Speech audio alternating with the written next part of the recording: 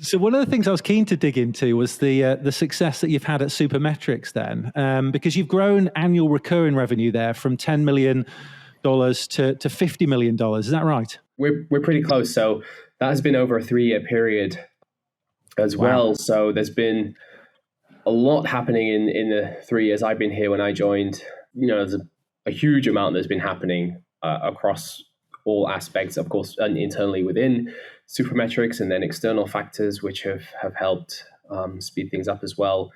But I think just trying to break things down, I think it just starts with a very clear company strategy and understanding where we're going as a business. And I think in particular, marketing needs a clear company strategy, because it's very difficult to do marketing without understanding where you're going as a company and why you're going in that direction.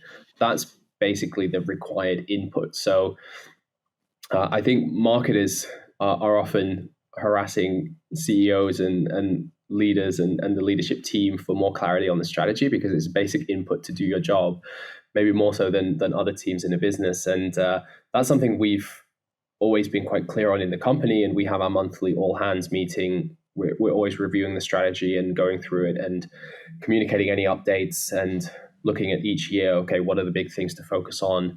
What are the big changes in the market, and what are the big product plays we're making? Because we're a product-led company, and our CEO and founder basically built a product to solve his own pain point, which was moving marketing data into a Excel spreadsheet to analyze that and centralize it. And it's just sort of evolved from there.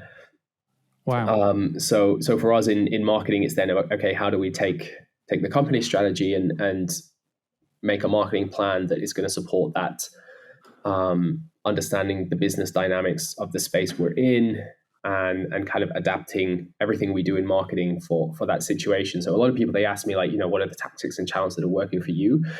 And I'm like, I can tell you, but I can also tell you that probably means they might not work for you, because we've approached this from a strategic perspective, looking at how our business works and where we see growth and what are unique things to the environment we work in and the distribution channels we have tied to our product and so forth. So there's been a lot kind of happening there from that perspective. And I think what's been interesting is that what has got us here is not what is going to get us to where we need to go next. So constantly questioning what we're doing and questioning, is this going to work going forward? Like, what are the things we need to do? So we've been very product-led. We've been focused on a lot of high-intent traffic and aligning our marketing with a lot of middle and bottom of funnel content.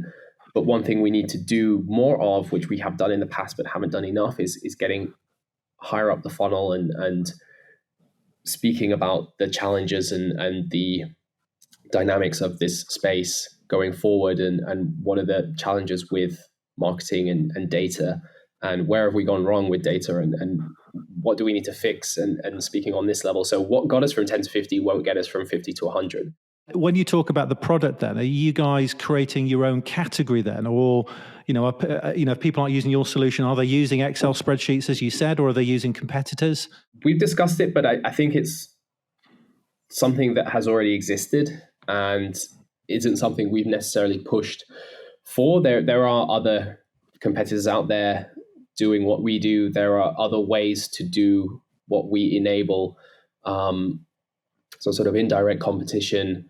I think what's interesting though for us is understanding where we see this space going and what opportunities do we have there. And at 10 million ARR, then how was the marketing org structured, and how's that sort of evolved to, as you sort of close in on 50 million then? Well, there were basically 4 of us in the marketing team. So there was one person running all our performance marketing and paid campaigns. There was another colleague who was doing our product marketing, and then myself, who was doing a lot of basic inbound acquisition. And then we had another person as well who was kind of leading our overall marketing and business development function, because we also had we have a strong affiliate marketing program. So that was under marketing, and then we brought in a channel partner program as well later on. So it was it was pretty much all hands on deck, everybody doing everything and people doing 5 people's jobs. and so just really prioritizing actions.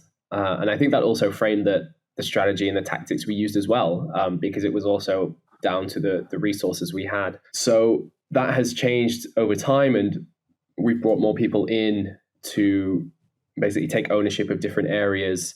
One big hire we made was a CMO. So we knew to get where we wanted to go, we need someone who can really take us to the next level and has seen this before and knows what a big team looked like, because a lot of us didn't really know what we didn't know, because we'd just been used to working in smaller startup environments. And so we hired Groupon's former global CMO, who was running a marketing team, which was basically bigger than the entire Supermetrics company. And then with her, we've been figuring out, okay, what is the platform we need to get from 50 to 100? And what are the areas we need to cover? And so now, instead of having one person covering multiple teams, we have multiple people running and working in those areas. And we're kind of building that up at the moment. So my focus has now turned to demand gen. So what happens when you scale as a marketer is that you become more focused in your role, and you kind of give away all those hats that you were wearing, you give them away, which is great. So I've been able to give away the content marketing hat and the product marketing hat and many other hats. And so now we can focus on demand gen specifically, and going out, generating demand for Supermetrics within our core ICPs. One thing I could add is that it's important to, I think, have good process in place and a good foundation so that we don't scale the team too quickly, because I think that could also cripple us in a way we don't want.